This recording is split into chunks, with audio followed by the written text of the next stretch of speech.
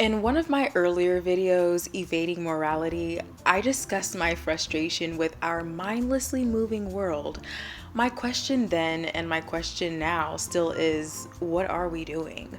When the 9 to 5, Monday through Friday bell rings, what work are we actually doing? What beneficial results are we generating in the world today? What actions are we creating today for a better tomorrow? What promise are we producing for the next generation? Honestly, I would honestly love to know. We pride ourselves in this age for the arrival of mobile devices, tablets, and all these diverse gadgets. While I'm appreciative and believe they have some benefit in society, is that all we've done? And is technology the best that we can really do? It's ironic, the technology we've given rise to has now become a huge distraction, inhibiting our natural tendencies to originate real human connections, impactful work, and these devices now seem to hinder the development of young people as well as our freedom to do web based work in more convenient ways. Technology is one example. One salient example of the quote unquote progress that we've made as workers. And not all of us have even contributed to the industry itself. So, what else? What else have we done to display progress? Like, it's giving stagnant and almost not that. That would be complimentary to say. It's giving obstruction, honestly. I mean, if you really think about it.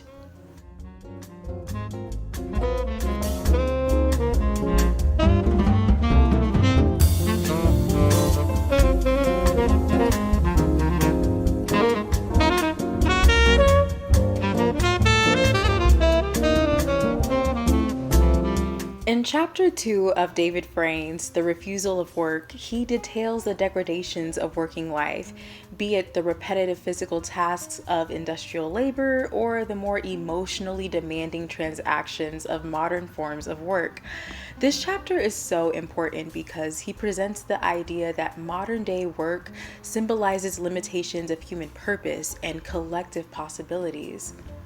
On page 47, it reads, "Through their work, humans are said to purposefully refashion the natural world, extending the possibilities of human life. Man is forever remolding nature, and with each alteration, enabling his powers to achieve new kinds and degrees of fulfillment." And then it goes on to say, in capital, Marx wrote that the possibility of human fulfillment through the exercise of productive capacities was being smothered by industrial forms of work, which mutilate the laborer into a fragment of a man, degrade him to the level of an appendage of a machine, destroy every remnant of charm in his work, and turn it into hated toil. David Frayne mentions David Graeber, and shout out to all the Davids because they be speaking.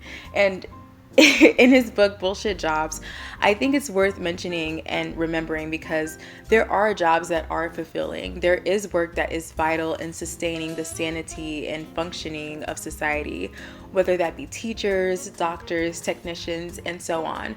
But there are a heap of jobs now that are just around for the sake of being around, and many people hate them and are unabashed in admitting so. Instead of these concerns, complaints to be listened to so that they can be repurposed to fit the needs of our falling world, it's almost like people are subjected to stay in jobs they hate. If the world was made so that things would be better, so that people felt better about the work they did, I think measures in truly improving the world and the feelings people had in the work they did would be made so that there is a mutually beneficial transaction in the worker enjoying their work and the work itself also being valuable to the world.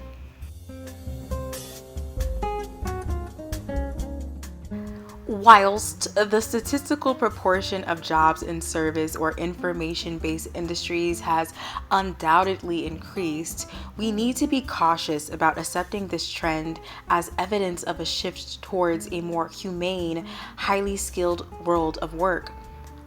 It seems that those who serenaded the coming era of post-industrial labor radically underestimated the extent to which computer technologies would be harnessed to standardize work in the digital age. In many modern workplaces, computer technologies are not used to enhance the workers' capacities, but to enforce new extremes of work intensification and control. So, this section explicitly describes the creation of jobs, particularly in service and information based industries. And while the headline of job creation sounds wonderful at surface, these types of jobs may not be bringing about a more humane system. As we saw during and even now since the pandemic, there is such unreasonable control when it comes to workers working from home.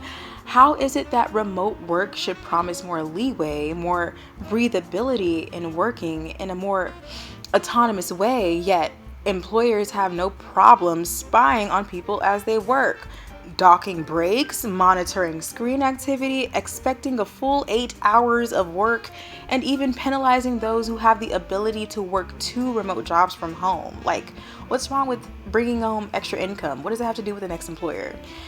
What is with all the control? You can't tell me that it's not unreasonable.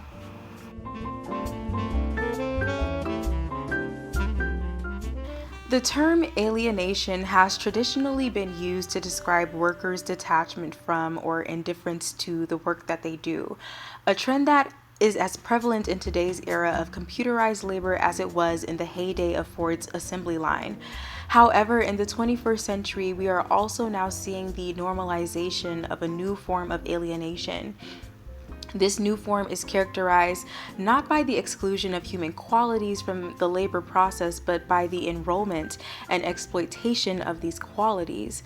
The problem here is not that the labor process presents no opportunities for expression and identification, but that the employer expects workers to become fully involved and invested in the job. The insights developed around this new form of alienation are indebted to C. Wright Mill's classic study, White Collar. Though discussions in this area were subsequently popularized by Arlie Hochschild and her theory of emotional labor. Both authors essentially pose the same question. What are the consequences when instead of being asked to leave their human qualities at home in the morning, workers are expressly asked to bring their emotions, their personalities, and their individuality to work? Attempts to micromanage workers' interactional conduct might also be experienced as a kind of personal violation because emotion work draws on a source of self that we honor as deep and integral to our individuality. However, in today's immaterial forms of work, where it is not always easy to quantify a worker's output, it becomes increasingly difficult for managers to assess each worker's productivity. As a result, workers are increasingly measured by their character. The good worker is one who demonstrates mastery over the social norms of professionalism, displaying commitment, enthusiasm, and an alignment with the goals of the organization. Since it is difficult to say, objectively speaking, which worker is the most productive, the best employee is the one who is aspirational, affable, dynamic, and a team player. In contemporary job markets, there is this promise that potential employees can exhibit their personalities and skills in the work environment, but that tends to be limited to the employer's expectations. Employers will say, "You can be yourself here. We want you to show or bring your personality."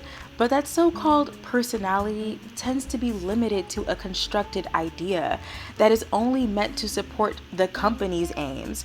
So, who are you really at work?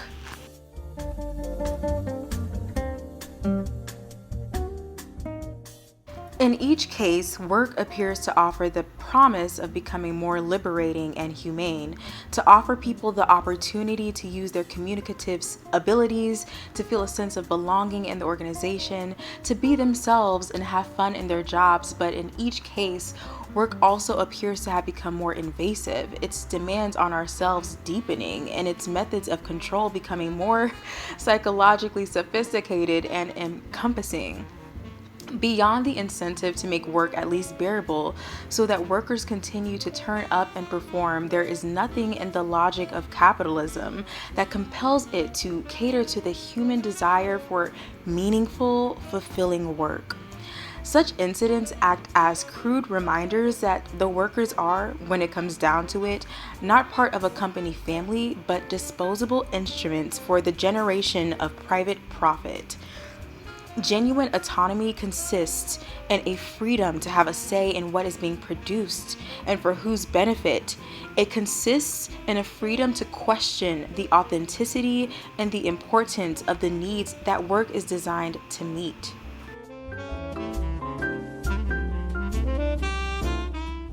The term role itself, borrowed from the domain of the theater, suggests that the existence foisted upon people by society is identical neither with people as they are in themselves, nor with all that they could be. A person may find temporary solace in calling himself a teacher, a bar manager, or a policeman, but none of these identities says everything about who he actually is. No matter how hard a person tries to achieve self-actualization through the adoption of a work role, he will always fail because, in the words of Renata Sawalkul, there will always be something within him that cannot be defined by an external identity. We put on every day just for pay. The emotional labor, the adherence to trivial rules at work, the constant abandonment of our purpose and the possibilities in the world just for some numbers after a dollar sign or whatever currency. Is it worth the exchange? When we're spending a majority of our time, of our limited life, doing work most of us hate, is it worth the exchange? Disestablishing the integrity of our being just to obey the norms of society, the 9-to-5 work cycle, or whatever else. Is it worth the exchange? What are we doing? What work is truly being done for the world, if not for us? Since most of us hate it, what work is truly being done for the future, for the children we're also being normalized to propagate in a world that is failing our human potential, failing our ecosystem, failing the ambition of true impactful work? What the fuck are we doing? Like, please let me know in the comments if there is work that you know that is providing a net positive in the world right now, because the majority of the work going on, in my opinion, is quite unnecessary, tyrannizing, or limited to only being a stopgap. We haven't found the answers, and yet we're beguiling ourselves with this repetitive cycle every week, believing that this work idea, no matter how harmful, monotonous, or imposing, just simply is the answer. You ain't got the answers, man. You ain't got the answers. You ain't got the answers. You ain't got the answers, Sway.